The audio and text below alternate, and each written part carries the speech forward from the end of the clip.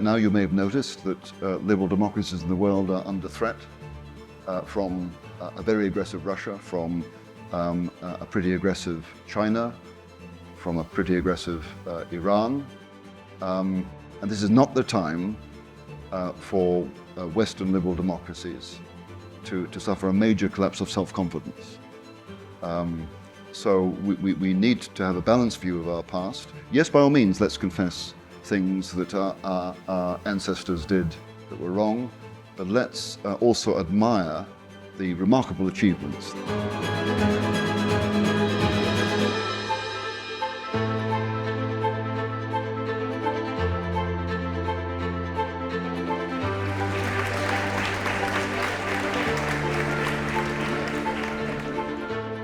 Nigel, you're here because you wrote a book. I have it here. Colonialism, a moral reckoning. I'd like to ask you about your motivation in writing this book. Why challenge the prevailing orthodoxy about the legacy of colonialism, and why make yourself the target of the cancel culture brigade? Most people want to avoid such confrontation at all costs, and yet here you are. Tell us about why. So Brian, although I don't sound like it, I'm Scottish. Although if you get me slightly drunk or put me in a pulpit and I say the word Jerusalem, it sounds more Scottish. The relevance of that is that in 2014 in Scotland, we had a referendum on whether Scotland should secede from the United Kingdom. As an Anglo-Scot, my father was Scottish, my mother English. I was educated on both sides of the border. I was a natural pro-UK person, a natural opponent of Scottish independence. But I felt morally obliged to look at arguments being made for Scottish secession, just in case the secessionists had good reason.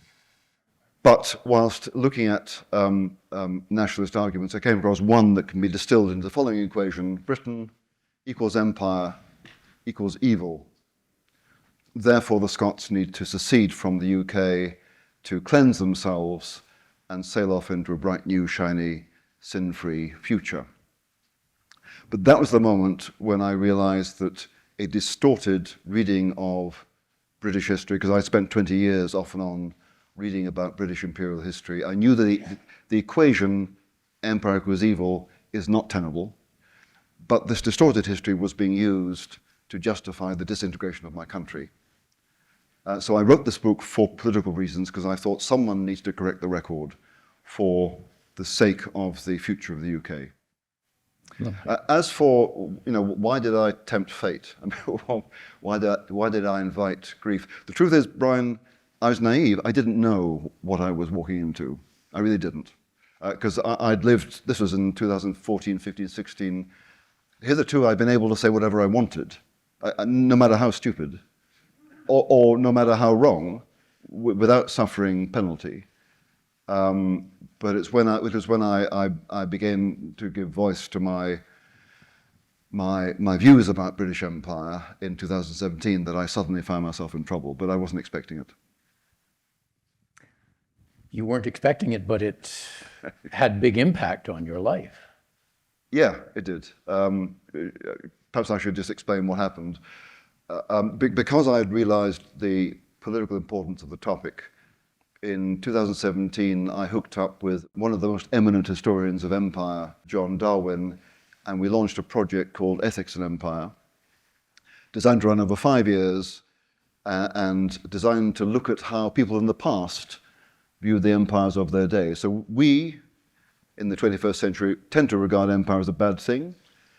But how did ancient Chinese people view their empires, or how did medieval Muslims view their empires? And we launched this in July 17. In late November, I published an article in the London Times giving expression to my view that we British, you Canadians, Australians, we can look in our colonial past and we can find reasons for both pride and shame and pride. Right? A nuanced view. Who I thought could possibly disagree with that? I mean, it was so non-committal. I mean, anyone who knows history knows that has to be true. But it was the following week, I think, that I finally got around to publishing online a description of the Ethics and Empire project. 7 days after that, I discovered subsequently a Cambridge academic called Prem Vadagopal tweeted to her followers in Oxford the following immortal tweet: OMG, oh my God. She's been reading the online description of the Ethics and Empire project. Oh my God, this is serious shit. We need to, block capitals, shut this down. And a few days later, the first of 3 online mass protests were published. 4 days after the first one, my historian colleague resigned from the project abruptly. And 2 following online protests happened within the following few days. That was the first time I realized that my nuanced views were unacceptable, seriously unacceptable to some colleagues.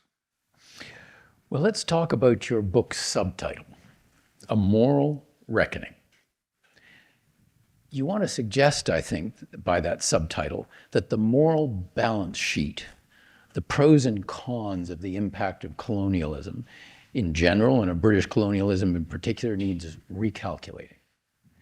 So let's start with this. Was the British Empire uniquely or even especially morally depraved? Was it driven by greed, an unslakable thirst for power and domination, and a culpable contempt for white people? For non-white people, I should say. I ask this in part because I remember being so struck once by a comment by a 19th century colonial historian who was of the view that the British Empire was not acquired for any such clear motives, but rather in a fit of absence of mind. So before we talk about British Empire or Canadian colonization, we need to put the topic in context. And the context is that empire has been a form of political organization around since the dawn of history, practiced by every people on every continent. Long before Europeans or the British got involved in building empires, the Aztecs and the Incas in the Americas were building empires. The Comanche in the 1700s ran an empire in the southwest of the present US, in which they ran a vast slave economy, according to one historian. So let's be clear, empire was extremely common. In fact, it is said that most people in history have lived under empires. So nothing remarkable there. As for British motives, a moment's reflection on our own behavior surely reveals that in most things we do, we tend to do them for several motives at once. There's very seldom a single motive. But the motives for British Empire were incredibly various. I mean, the reasons that Elizabethan sailors pitched up on the coast of North America in the 1500s were 2 main ones. First of all, they wanted to harry Spanish shipping. So this was Protestant England trying to fend off imperial Spain. So ironically, the origins of English empire were anti-imperial. The other reason was that Englishmen had heard legends of gold in the Americas, so they were looking for their fortunes, and that sounds a bit kind of grubby and material. But then, you know, in the 19th century, you'll find Chinese people in Western Australia, in Malaya, and on the Pacific coast of North America, emigrating to find gold. People wanted to make their fortune. Nothing remarkable there. Trade with India was a major motive. And then, of course, the mass migration of people is what created British Empire in North America. Why did people migrate from the British Isles and Europe? Often they were fleeing famine. They were fleeing starvation and poverty, looking for a better life. Nothing I've mentioned so far, in my view, is morally reprehensible. But all of those motives, and others, I mean, later, one of the motives for certain imperial interventions was the suppression of slavery. When the Hudson's Bay Company pitched up on the coast near here in the 1800s, they were committed to anti-slavery. So a whole array of motives, none of which I regard as morally bad. Well, in fact, I think you'd want to make the case, I don't want to put words in your mouth, but that the broad consensus amongst professional historians was that at a minimum, the British Empire was morally ambiguous. Its actions and legacy colored by consideration of justice, good administration, and fair play, as well as by motives of greed and ambition. That it accomplished morally commendable things, as well as things worthy of condemnation. But in recent years, the verdict seems to have shifted. Is that because new information has come to light, new evidence that shows that the earlier morally balanced view was wrong-headed, or because those writing the history are now engaged in a different enterprise? They are no longer interested in understanding the past in all its complexity, but rather interested in influencing the present, and that this has resulted, in your phrase, in an unscrupulous indifference to historical truth. Yeah, Brian, that's a really, really important question. Just going back to your point about most historians hitherto have recognized that British Empire, other empires contain a mixture of good and bad. I mean, I invite the audience to name me any state lasting 400 years, stretching from Newfoundland to New Zealand, or the equivalent, any long-standing state that hasn't chalked up good things and bad things. In that respect, the British Empire was no different from any other long-standing state. As for why nowadays we have younger historians who want to say that the British Empire in particular, and it's worth reflecting on why it is British Empire is the focus, given that everyone did empire. Why focus on the British? But just put that aside for a moment. Why do they want to say that the British Empire was essentially racist or essentially exploitative or essentially given to excessive violence? I can only understand that in terms of a general assault on the record of the West, which certain left-wing views are committed to, that the West is responsible for the woes of the world. And the reason for the focus on British Empire, not Chinese Empire or Comanche Empire or Zulu Empire, the reason for the focus on the British Empire is through the 19th century, the British Empire was the leading Western power. And the post-Second World War hegemony of the United States was built to some extent on the British Empire, on what was left of it. And so this is an assault on the record of the West. This is a left-wing activist assault on the record of the West, which, in my experience, plays very loosely with the facts and is driven by a dogmatic view that the West is fundamentally exploitative and racist. Well, that was one of the themes of 1984, wasn't it? That who controls the past controls the, Yes. the future? Yes, yes. So before we get to the consequences of this new indifference to historical truth on debates raging in Canada over, say, Indigenous and non-Indigenous relations or residential schools, allegations of cultural genocide, mass graves, I'd like to dwell for a moment on the culture wars that have grown up in part to act, in my view, as an enforcement mechanism for the new historical orthodoxy. There's a debate that rages right now, as I'm sure you know, among political parties, especially on the center-right, because those parties are debating internally whether to enter the lists in the culture wars, or rather to stay focused on, say, issues of prosperity and economic development and so on. You, I think, have said that culture, which shapes every debate in our society, is too important not to be defended. Should we engage in the culture wars, or should we leave culture wars to the wokesters? Culture wars are enormously important. I mean, we could talk about gender, we could talk about race, we're talking about colonial history here. So why is it important to have a balanced view of, let's say, British Empire or Canadian colonization? Well, because what's at stake here is our self-confidence as people, as a country. And right now you may have noticed that liberal democracies in the world are under threat from a very aggressive Russia, from a pretty aggressive China, from a pretty aggressive Iran. And this is not the time for Western liberal democracies to suffer a major collapse of self-confidence.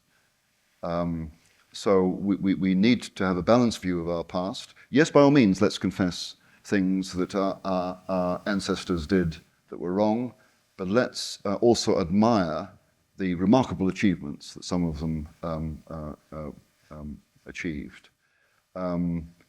So, for example, just to give you a precise example as to why this matters, the myth of genocide perpetrated in the Indian residential schools has been used by Chinese diplomats to bat off Canadian criticisms of the Chinese Communist Party's treatment of the Uyghur people in China. And there's a documented instance of that. So this story is being used by the enemies of liberal democracy, enemies of Canada, to weaken Canada's diplomatic clout. So this has real-world consequences. That's why it matters to win the war by telling the whole truth. Yes, warts and all, but the good stuff as well as the bad. One final question here before we move on. You may have noticed that I'm wearing one of my Winston Churchill ties Yes, I did. tonight. Now, when I wear my Winston Churchill tie, I'm doing it because I want to celebrate a man who I believe is almost the archetype of the hero in the West. A man who stood up against overwhelming odds, led his people to a decisive victory over what might literally be described as the forces of evil. Yet it seems that anti-colonialism, or the decolonization movement, is determined to tar every one of our heroes. Churchill, Cecil Rhodes, our own Sir John A. Macdonald, with the brush of colonialism's fatal moral failings. And this puts me in mind of a famous quotation from Bertolt Brecht's play Galileo, in which one character says, "Unhappy the land that has no heroes." To which another character in the play responds, "No, unhappy the land that has need of heroes." In a debate at Oxford over whether Cecil Rhodes should be disgraced and his statue toppled, you said, and I think I'm quoting, "If we insist on our heroes being pure, we won't have any." Yeah. Do we need heroes?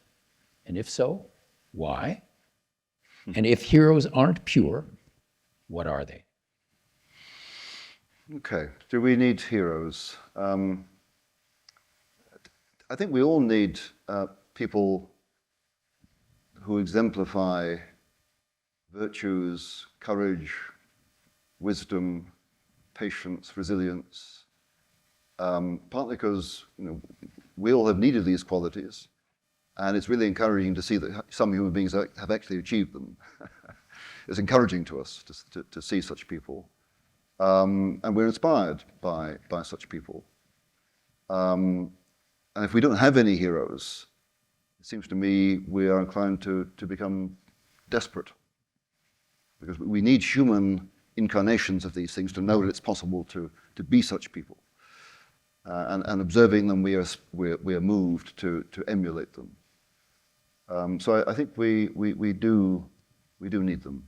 What was the other question? Oh, I said, if heroes aren't pure, Oh, yeah. what are they? Yeah. Well, heroes are human beings. I've never met a pure human being. I said they don't know one in myself. So to ask for pure human beings is to ask too much. And when we raise statues to someone, we're not raising statues. We're not celebrating everything they did. I mean, I remember walking around the I think it's called the Basin in Washington D.C., and there's a very impressive monument to Martin Luther King. And now that Martin Luther King is celebrated because of his heroic leadership during the Civil Rights Movement. He's not celebrated because he was a serial philanderer, because he betrayed his wife, which he did. right? So we raise a monument to celebrate MLK as the civil rights leader. And we raise a monument to Churchill. We don't celebrate his failure at Gallipoli in 1915. We don't celebrate some of the racially prejudiced remarks he made en passant. We celebrate him because of his prescience in identifying the nature of Nazism in the 1930s and in his courageous leadership of Britain and the Empire during the Second World War.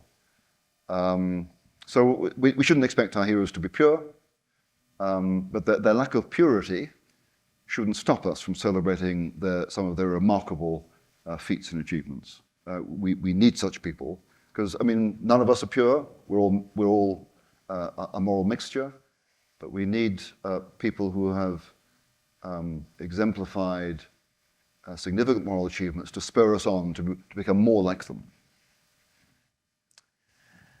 With your permission, let's talk now about the historical and moral experience of what happened when European explorers, authorities, and colonists encountered Aboriginal or Indigenous peoples in what Europeans thought of as newly discovered territories. According to one of the leading accounts of the decolonization movement that you cite in your book, and I quote, "No empire sets out to bring law and order to other peoples in the first instance. That's not empire's primary aim. The first motivating forces are profit and more profit," end quote. Is that your assessment of what the British Empire brought to the Indigenous peoples it encountered, especially here in North America? Well, first of all, I'm not a Marxist, so I see nothing wrong with making a profit. Nothing wrong with it at all. And by the way, Indigenous peoples also want to make profits of certain kinds. So let's take Canada. Let's take British Columbia before it was so named.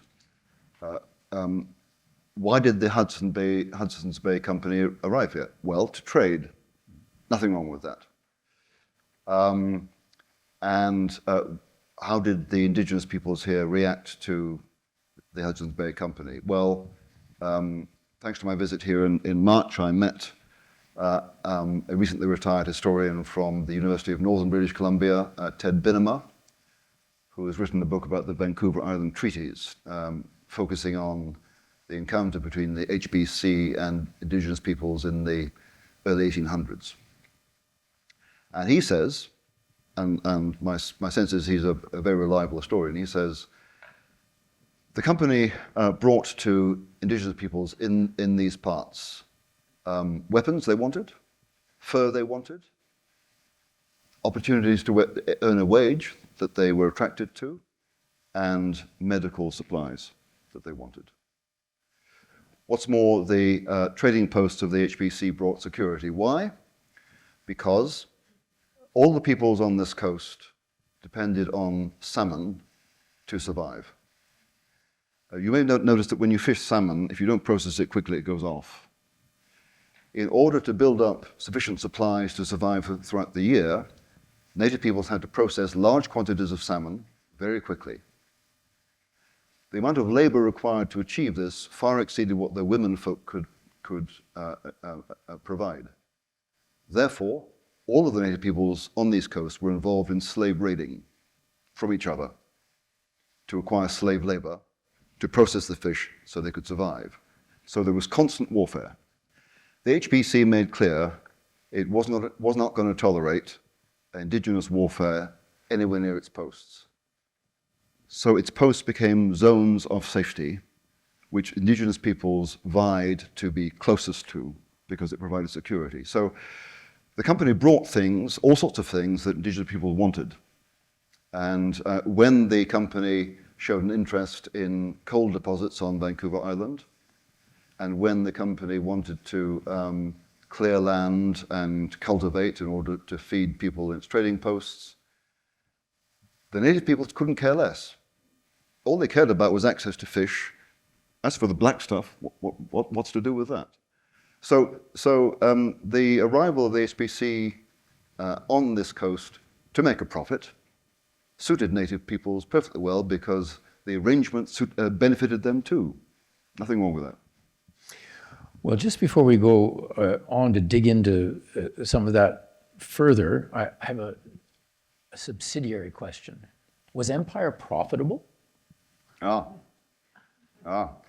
big debate about that. Some people, there's an economist in Oxford, Avner Offer, I think, is his name, if he's still with us, who argued that actually, no, the empire wasn't profitable overall. It's quite, I mean, an empire lasting 400 years, stretching from Newfoundland to New Zealand, pretty hard to calculate overall, but some say, no, it wasn't profitable overall because of the cost of policing it and providing government. But just to go back onto the question about you were citing this decolonizer or anti-colonialist saying the British never intended to bring good government to their territories. Well, no, they never set out to actually to govern territory. They wanted to make profit.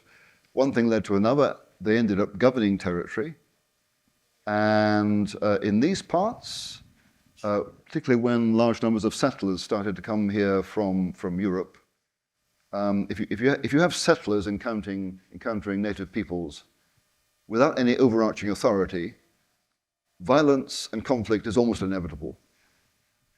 So the British then did become concerned to extend the authority of colonial government to control the encounter. And that's one reason why relations between Europeans and Indigenous peoples was happier in Canada than the US, because for various reasons, colonial government, Ottawa, got out ahead of settlers. So they could control and moderate the impact of these two peoples. So no, it's probably fair to say that the British never intended to extend government because frankly, government's expensive. But one thing led to another and they ended up providing it. So can you say more about what the historical record tells us about the intentions of imperial authorities? What were they trying to do? And those intentions might be embodied in treaties and other historical documents. But what does the historical record tell us about the intentions of imperial authorities and others? And how do their intentions square with the results that they achieved? Right. That's quite hard to answer, Brian, because, of course, the intentions vary from time and place. But, okay, let's just take colonial government. So, colonial government had no interest in conflict, because conflict is expensive, at least no interest in conflict for that reason. So one intention was to try and create and maintain peace. Peace is good for trade, conflict's not. So to try and come to terms with native peoples in such a way that native peoples were sufficiently satisfied with the arrangement. Sometimes they made treaties, sometimes the arrangements, as in Vancouver Island before 1850, there were no treaties. There was no need for treaties because the arrangements were clear and both parties benefited and they were happy with that. But certainly, for example, in the 1870s and 80s, the much unfairly maligned John A. Macdonald, observing the bloody Indian wars south of the border in the United States, where settlers were clashing with native peoples because there was no effective government, because the West was wild. I think in the 1870s, the US Army totaled about 40,000 people. They couldn't possibly police what was going on there. But John A. Macdee was determined that should not happen in Canada. So he sent out the RCMP out west to moderate the impact between settler and native, and also sent out emissaries to make treaties with native peoples, in particular to allocate them to reservations where they would be secure from interference by settlers, where they could, where native peoples could learn to adapt to the new world that was inevitably coming upon them, inevitably because the bison herds had collapsed, and the bison was the fundamental element of the economy of these societies. So with the bison gone, native life could not carry on as before. And native leaders knew that. So they made arrangements with the Crown to reside in reserves where they'd be safe for interference, and they could learn to adapt, they could acquire English, they could acquire agriculture. And that was a deliberate policy of John A. Macdonald's government. So the intention there was to avoid conflict, to ensure that the native peoples were relatively secure, and where they could learn to adapt and in due course become integrated, because Macdonald made it perfectly clear. He looked forward to the day when Indigenous peoples would have MPs in Parliament. And if we went even further back, I mean, I seem to recall that one of the grievances the American colonists had with British rule was precisely that the Crown was trying to protect Indigenous people from the depredations of... Yeah.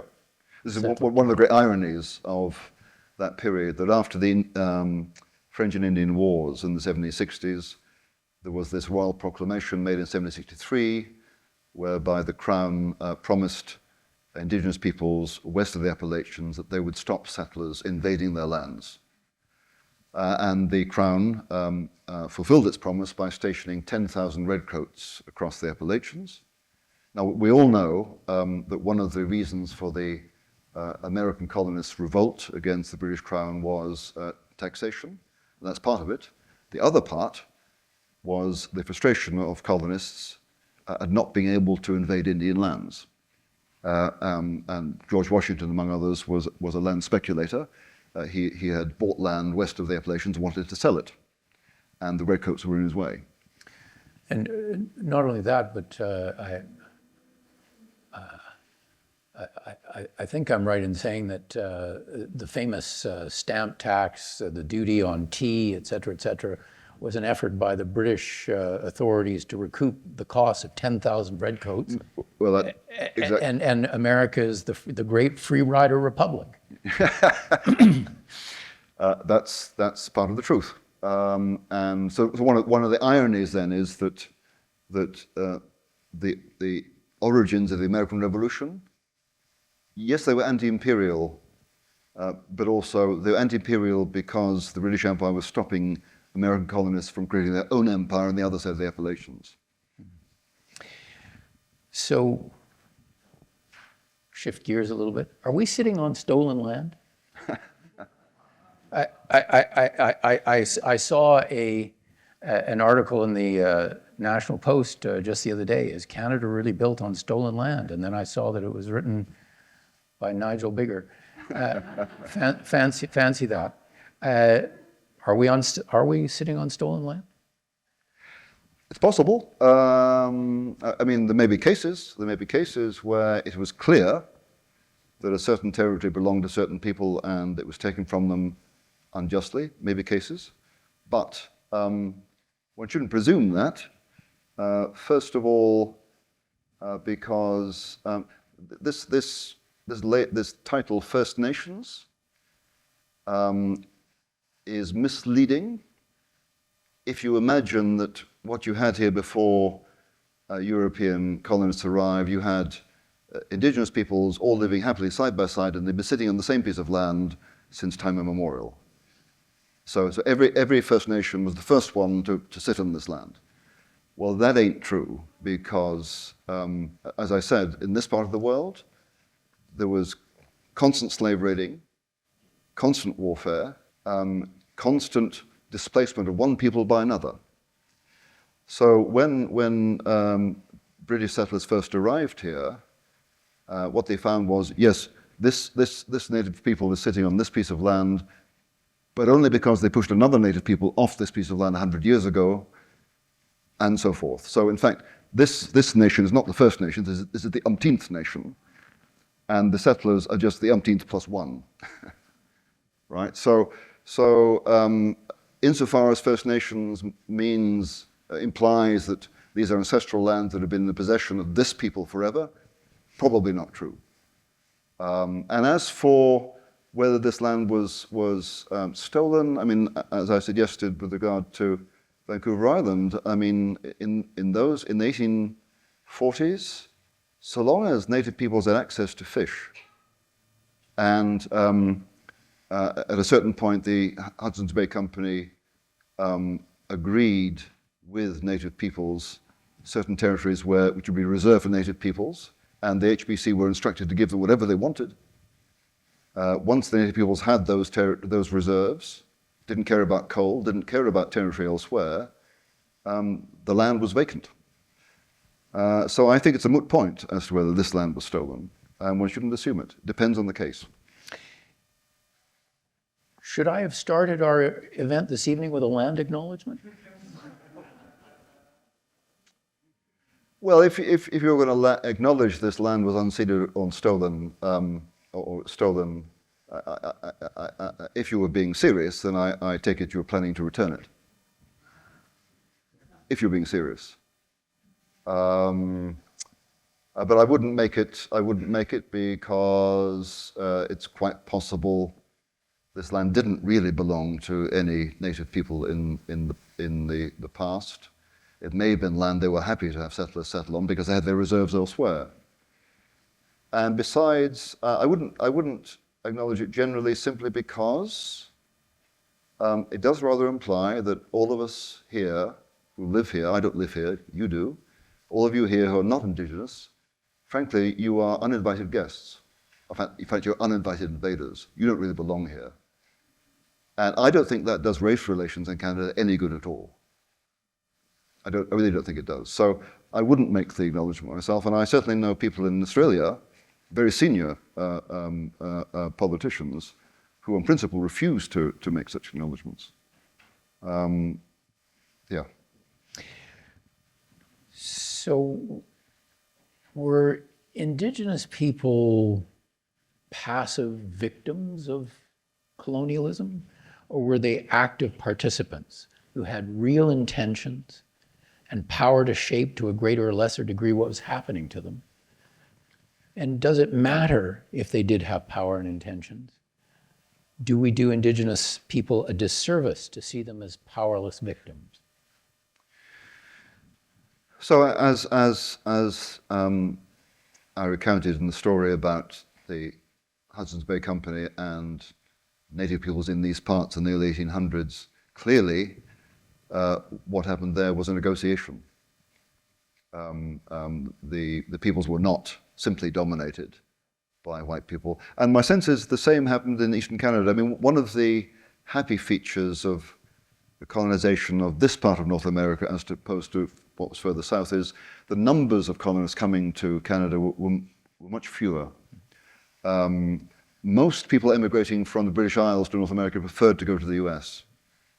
Why was that? I don't know. It may have been because it appeared as if the opportunities there were greater. Better weather. Much better weather. But because the numbers of settlers was fewer here, it meant that native peoples weren't so overwhelmed, so there was more negotiation.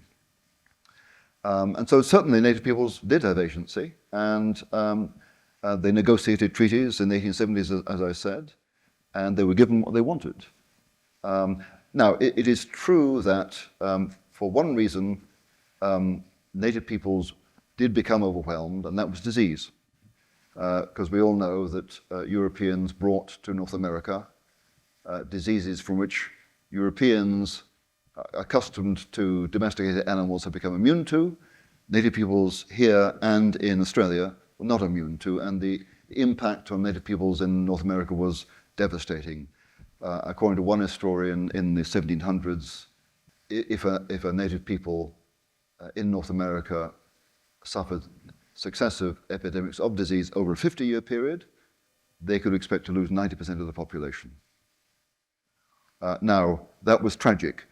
No one intended that to happen any more, I think, than the Chinese intended to spread COVID and kill 7 million people. And by the way, obviously, Europeans are not the only transmitters of disease. It is reckoned that smallpox was brought to northern Australia by fishermen from Indonesia. But there's no doubt that the most overwhelming factor involved in the European colonization of North America was disease, but it was brought in inadvertently, and the effects were tragic, not atrocious, but tragic. So if the historical record bears out the idea that First Nations were powerful actors with a strong sense of their own interests and power to affect what was happening to them, ought this to affect, say, our historical assessment of residential schools? And ought we to acquiesce in the description of those schools and their effects as cultural genocide? Certainly so, Brian. The idea of Indian residential schools came from Indian Methodist missionaries in the 1830s. Native Canadians realized that they had to adapt.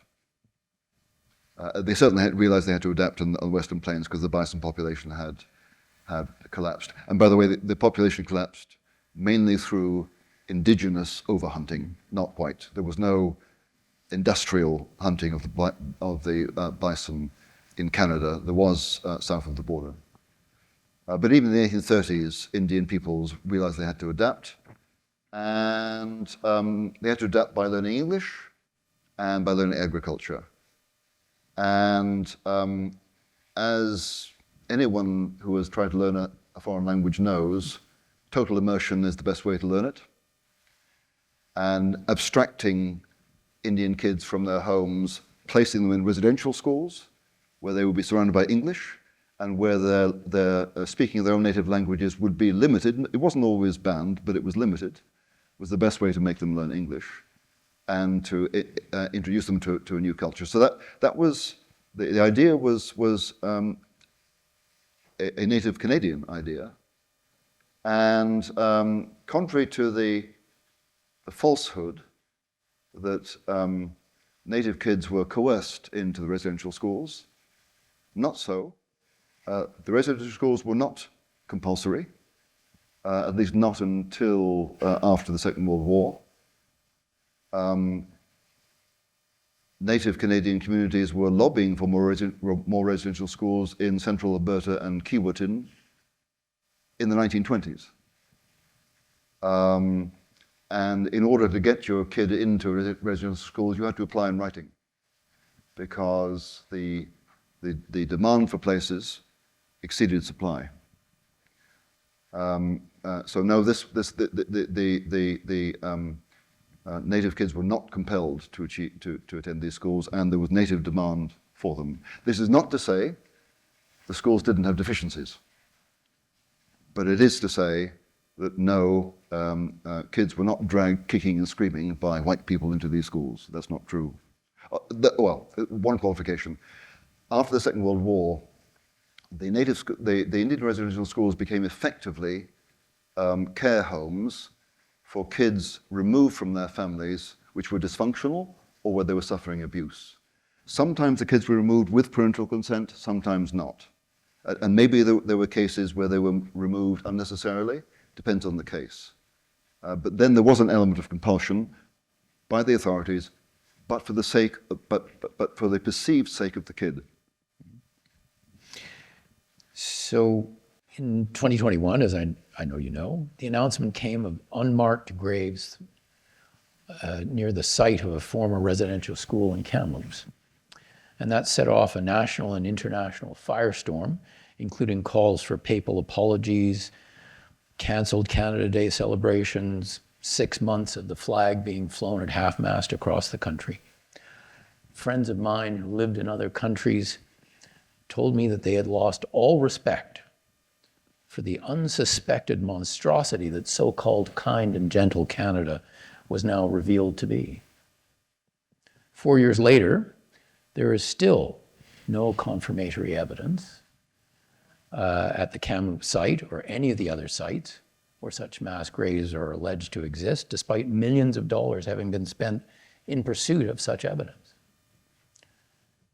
How do you understand what happened at Kamloops and elsewhere? And what is your view of the doctrine of historical guilt, namely that succeeding generations can and should be shamed for the actions of generations that went before them? Are there cultural or political risks in allowing contentious, shame-based narratives to dominate our understanding of our own history? First of all, I agree entirely with your account of what we know about the alleged mass graves. Certainly no bodies have been exhumed at Kamloops. In fact, I was told that maybe someone here can confirm it, that the relevant native people there have built a heritage centre on top of the site. So it can't actually be excavated. What we do know is that the claim that there were unmarked graves at that site was made on the basis of ground-penetrating radar. What we do know, we have documentary evidence that what was under the ground there was a septic system with clay tablets. It's quite possible what was recorded as disturbances were in fact the clay tablets, nothing to do with graves. I had an email from a Canadian woman a few weeks ago who said that there have been exhumations in some other parts of Canada, where in one case rocks were discovered, not graves, and in other cases nothing at all was discovered. So the evidence to date is there were no mass graves, there was no mass atrocity. Why on earth did this take off the way it did? I puzzled about that, and then this morning I was thinking about it, and I thought, I think what happened here was 2008, your Prime Minister Stephen Harper made a formal apology. I think that was the originating error, because it established a public narrative that these schools were as bad as some of the critics say they were, when in fact they weren't. And therefore, when you get that narrative as background, it's now public orthodoxy. And then you get this claim of mass atrocities or mass graves. And given the penalties that skeptics and dissidents suffer if they voice doubts about the public narrative, I can see how this story got traction. And you also have a media, a mainstream media that was culpably uncritical. Even back in the 1990s, J.R. Miller, in his standard history of the residential schools, Shing Walk's Vision, he reports that even back in the 1990s, media showed no interest in positive testimony about the schools, only interest in negative testimony. And the Toronto Globe and Mail and New York Times spread this story abroad, and it was eagerly picked up by Al Jazeera. I think that's what happened. But I think the fundamental mistake was Stephen Harper's apology. I don't know why he made it. Maybe he thought it was politically expedient at the time. But it has established a public orthodoxy that is substantially false. And it's quite hard to remove that now.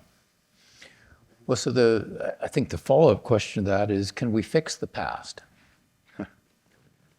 And if fixing the past is the wrong objective, I don't want to put words in your mouth. If fixing the past is the wrong objective, what's the right one? Should we be aiming to shape the future instead?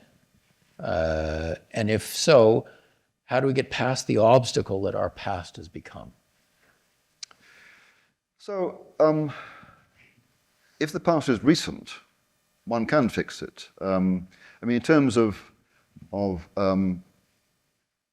making reparations for past atrocities, I mean, the classic case, is it not, is the theft of Jewish property by the Nazis.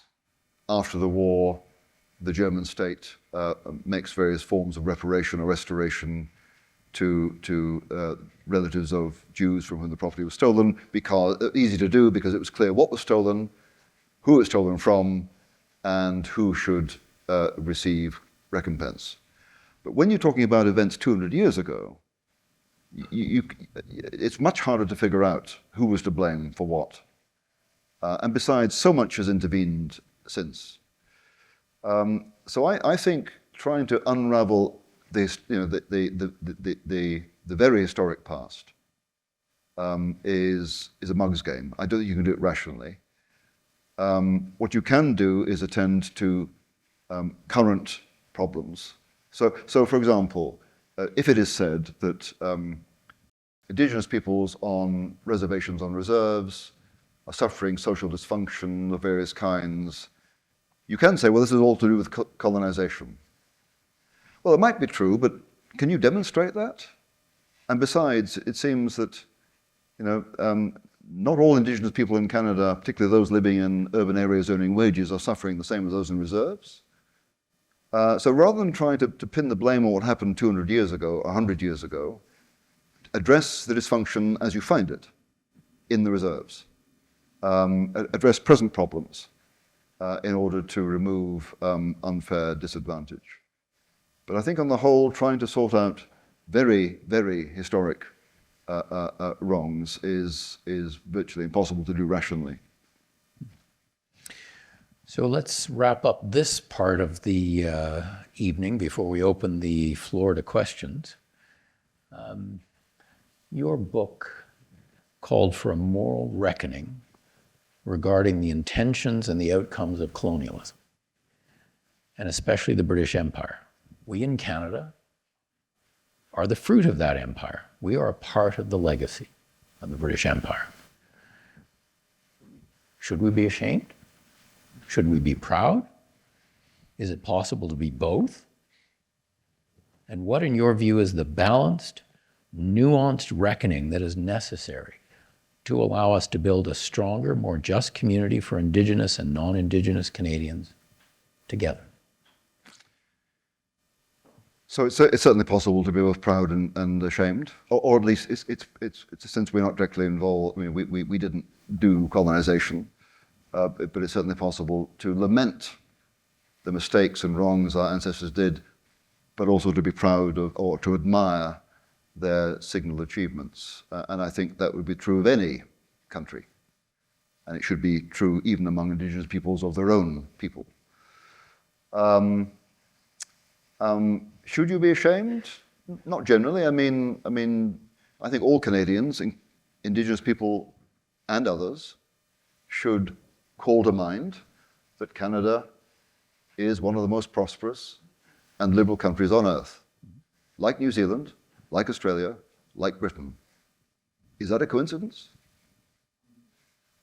The British Empire did have a liberal tradition, and one of the expressions of that liberal tradition you can find in Sicily, in the northeast corner of Sicily. If you're driving south of Mount Etna and you're driving eastwards from Regalbuto to Agira, you will see a cemetery on your left. If you pull over, get out of your car, walk into the cemetery, you are surrounded by young Canadians. Yes. If you walk among the headstones, you'll come across one devoted to H.R. Anderson, aged 28. I think he was from Winnipeg, killed on the 18th of July, 1943. And I noticed this headstone because it has an unusual epitaph. It simply reads, "Anti-fascist fighter." So Anderson answered the call to fight fascism. He was a volunteer. There was no conscription in Canada then. Who called him to fight fascism? The Empire, which has to say something good about the Empire. So the Empire does, among other things, it had a increasingly strong liberal tradition, which is one reason why even before 1930, the Empire had begun to relax into a voluntary association of independent states called the British Commonwealth of Nations. India was on the same track from 1919. It was recognized the Empire had to relax into a voluntary association. And that was part of its liberal character. So I think Canada, as the fruit of British Empire, all around you, you can see the achievement. Notwithstanding wrongs that were done, notwithstanding even some wrongs that deserve reparation now, do not take this for granted. It did not drop from heaven. It was built, and a lot of it deserves our admiration. That's what I'd say. Thank you.